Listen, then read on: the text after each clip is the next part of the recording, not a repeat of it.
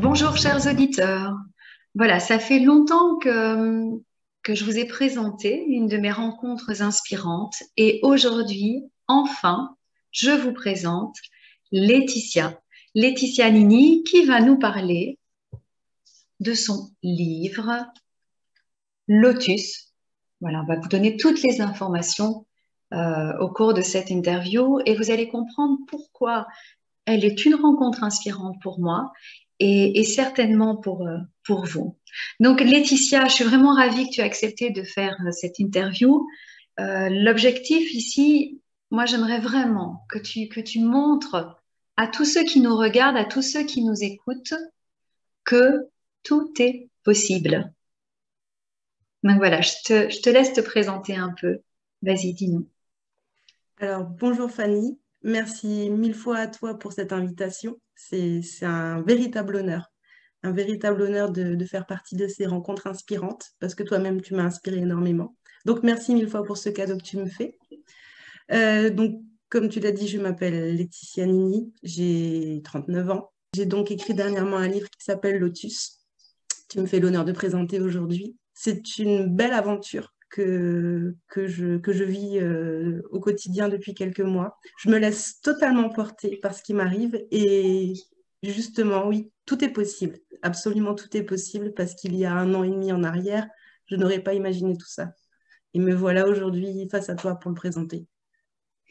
Alors, justement, parle-nous de l'origine de ce livre, parce que c'était quand même, ça a été très rapide, toute cette réalisation jusqu'à la publication du livre.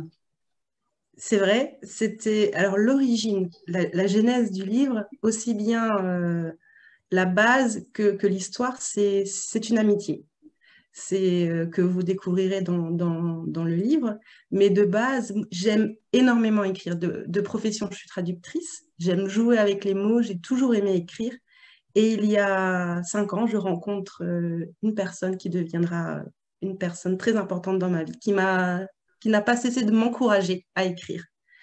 Et elle m'avait demandé de raconter nos aventures. Je lui avais toujours dit oui, sans savoir comment faire. Et tout s'est présenté à moi comme par magie, une fluidité en avril 2020. Donc en avril 2020, j'ai trouvé le temps, comme beaucoup de personnes, de faire ce que j'avais mis de côté. Et je me suis mis devant l'ordinateur et Lotus a vu le jour en 3, 4 semaines. Et pour la petite histoire, qui est très drôle, à la base, ce livre était juste un cadeau pour mon ami, pour son anniversaire. Ça devait rester sur sa table de chevet. Et me voilà aujourd'hui à vous le présenter. C'est une folle aventure. Alors, ce livre, c'est pour ça que je tenais à le présenter, parce que c'est une autobiographie, c'est vrai, en partie, ou alors c'est vraiment autobiographique. C'est entièrement autobiographique, oui. D'accord, entièrement. Et quand on le lit, on sent vraiment la fluidité avec laquelle tu as été inspiré quand tu as écrit. Bon, tu parlais de toi, de tes aventures. On va utiliser quand même le mot aventure, hein, la vie est faite d'aventures. Oui, d'accord. Et on est dans une fiction. Est-ce que tu es d'accord avec moi? Est-ce que ce livre peut accompagner certaines personnes dans leur chemin de vie?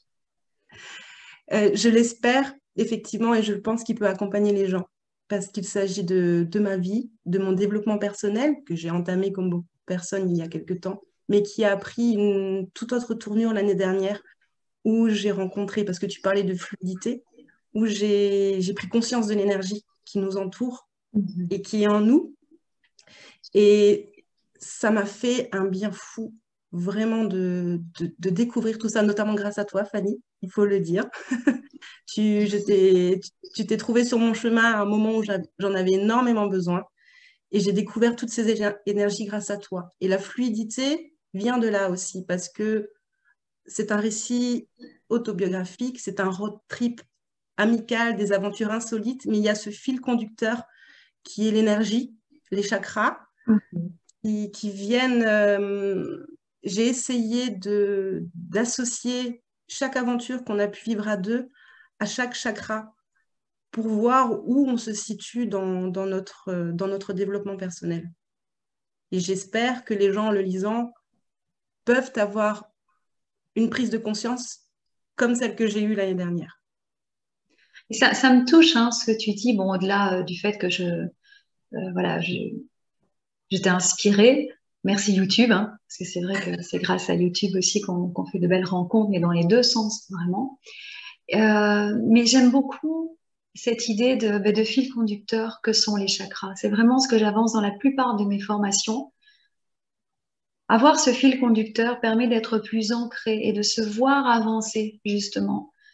Parce que dans le développement personnel et spirituel, ce sont des termes très à la mode, hein, on peut choisir d'autres mots, hein, mais en tout cas, dans ce développement de soi-même, à la recherche de qui nous sommes vraiment, on peut être éparpillé, aller à gauche, à droite.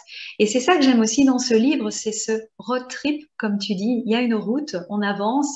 Alors oui, on peut emprunter d'autres chemins et puis revenir sur la route principale. Il y a cette idée d'avancement aussi qui accompagne l'idée du fil conducteur des chakras. Donc moi, ça m'a vraiment plu. Tout à fait. Et je pense que c'est ce qui fait que ce road trip est différent des autres. En tout cas, moi, je le conçois comme ça.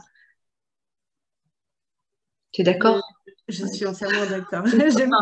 C'est comme tu veux, comme tu le sens. Non, non, très bien. Oui, j'aime bien cette définition que tu viens d'apporter. C'est ça. C'est vraiment ça. Et c'est d'autant plus juste, je pense, parce que c'est un retour que j'ai de beaucoup de personnes qui me disent effectivement voilà, que ça, bah, c'est un peu leur vie, ils s'y retrouvent, ça parle aux gens. Parce que bah, on chemine tous un petit peu et on se retrouve dans différentes aventures. Et voilà, c'est l'histoire d'un chemin qu'on emprunte tous et on a besoin, comme tu le dis, d'être guidé. Alors justement, tu peux nous faire un petit résumé apéritif, hein, sans trop en dire, euh, le début de ce livre, de ce roman, de cette histoire que tu nous racontes. Alors le début, donc, c'est l'histoire de Thelma et Louise. Je t'interromps parce que là, je pense que nos éditeurs là, vont se dire, tiens, Thelma et Louise, c'est connu. Pourquoi Thelma et Louise? Bah parce que Thelma et Louise, Thelma et Louise sont de telles figures emblématiques pour les femmes. Je pense que beaucoup de femmes, d'hommes aussi, ont vu ce film. Et Thelma et Louise ont vécu une folle aventure. Bon, la note se termine beaucoup mieux, évidemment. Et Heureusement, bon, c'est bien de dire ça, oui. Au-delà du périple et des aventures un peu difficiles qu'elles ont vécues, il y avait cette joie de vivre, cette bienveillance commune et cet amour de la vie malgré tout. Et c'est pour ça que j'ai choisi Thelma et Louise, parce que c'est ce qui nous identifie à toutes les deux aussi dans mon récit avec mon amie. Et donc, c'est l'histoire de Thelma et Louise qui ne se ressemblent pas forcément en apparence. Qui ont 19 ans d'écart, mais il y a tout qui les réunit. Voilà. C'est l'histoire d'une amitié bienveillante. L'aventure démarre à Lisbonne pour le chakra racine, où on va trouver à travers les rues lisboètes le moyen de nous libérer de certains des poids qui nous avaient encombrés pendant de nombreuses années. Voilà, le début de l'histoire. Ok, bon. Allez, déjà ça donne envie. Chakra racine, on libère des mémoires, on libère des casseroles pour pouvoir avancer. Se sentir en sécurité. Aussi. Ok. Voilà, tu nous as, enfin, en tout cas, je pense que tu as donné envie d'en savoir plus sur ce livre. J'ai quand même envie de te poser une question parce que voilà, j'ai des proches qui sont dans le monde du livre, libraire, et qui me disaient quand même qu'aujourd'hui, c'est devenu facile d'écrire et de publier. Et il y a de plus en plus d'auto-édition. Enfin, je ne sais pas en France si c'est facile, mais en Belgique, c'est le cas. Et bon, certains vont dire que c'est une bonne chose, d'autres moins, parce que c'est vrai il y a plus d'offres sur le marché. Est-ce que tu penses que tout le monde peut écrire? Parce que c'est vrai que au début, je t'annonce en disant, mais tout est possible. Allez, dis-nous vraiment, est-ce que tu es d'accord avec cette idée que tout le monde peut écrire?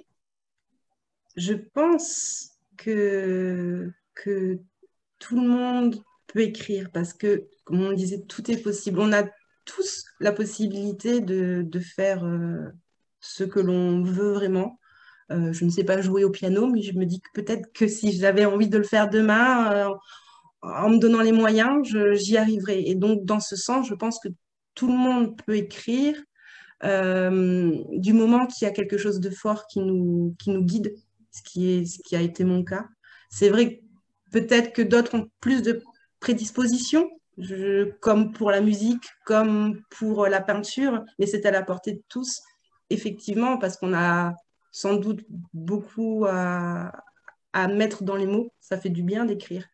Et pour rebondir sur ce que tu as dit, effectivement, ça devient. J'ai cette chance d'avoir pu publier parce qu'il y a des petites maisons d'édition comme les éditions Baudelaire qui m'ont fait confiance, qui donnent leur chance à de jeunes, de nouveaux auteurs comme moi, pour qui les grandes maisons d'édition peuvent paraître inaccessibles ou pas. Mais voilà, il y a effectivement cette possibilité d'écrire et de publier. Et c'est une belle aventure, en tout cas, c'est une chance que j'ai eue. Et voilà. Oui, c'est déjà cette envie chez toi d'écrire, hein, depuis Oui, tout à longtemps. fait. Donc Depuis longtemps, comme je disais, je suis traductrice de profession, donc j'aime jouer avec les mots. Vraiment, les mots font partie de mon quotidien. Mhm. J'ai toujours aimé écrire, depuis toujours. Je me souviens, les chansons quand on est jeune et tout. Et je pense que c'était là, caché quelque part au fond de moi. Et peut-être que je ne me sentais pas légitime, évidemment. Et il y a eu la rencontre qui a fait qui fait que ben, je suis là aujourd'hui et qui m'a donné la confiance et la chance de mettre, de donner vie à ce projet, à ce livre. En Tout tout était au cas, fond de moi. écrire, c'est thérapeutique. Que l'on écrive pour soi ou pour les autres, pour partager après, très souvent, ça peut justement aider donc en mettant les mots sur le papier, on les extériorise. Ça nous permet aussi de prendre du recul, de nous détacher de certains événements, d'avoir une autre perception. Euh, donc, encourageons évidemment les gens à écrire, même si le manuscrit se retrouve sur une table de chevet d'un ami. C'est déjà très bien, ou pour Ah soi-même. oui, je suis entièrement d'accord. Oui, écrire est thérapeutique, complètement. On se libère, ça fait un bien fou.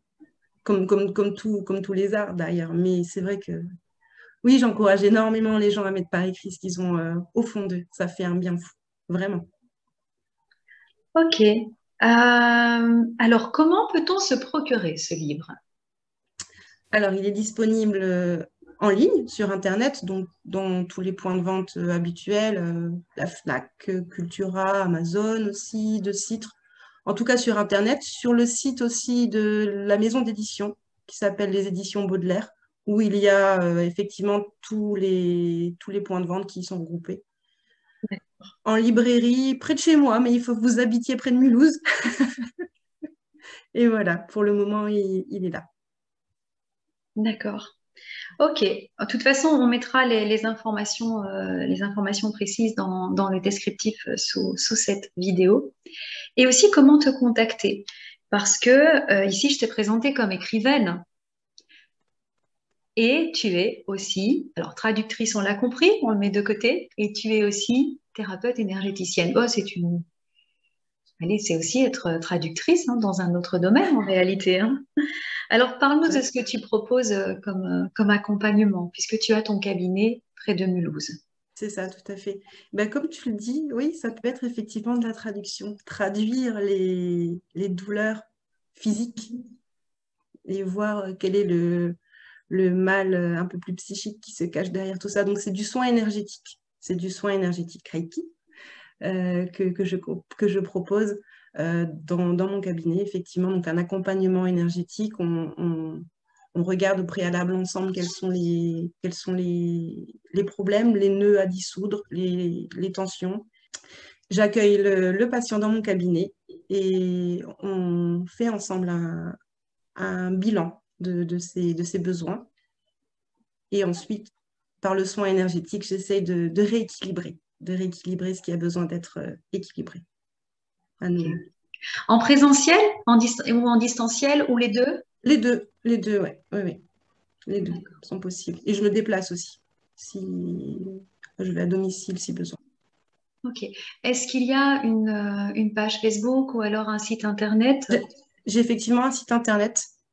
Alors, l'intitulé est un peu long. Donc, tu pourras peut-être le donner si tu veux. Je te donnerai les informations D'accord. toutes mes coordonnées dessus. D'accord. On va noter toutes les informations. Avant de terminer, Laetitia, j'ai envie de te demander quelque chose. De prendre ton livre, parce que tu l'as sous la main, j'imagine. Je l'ai là. On ne va pas passer par le mental. Je voudrais que tu ouvres au hasard. Bon, après, tu peux aller donc à la page précédente ou la page suivante et que tu nous lises un petit extrait. Vraiment un petit paragraphe comme ça. En immersion, là. Tu nous mets en immersion dans ton livre.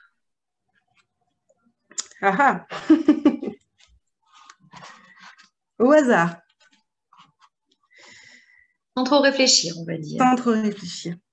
Tu couperas. Alors, bon, allez, je fais au hasard. Vraiment au hasard. Nous sommes à la page 51.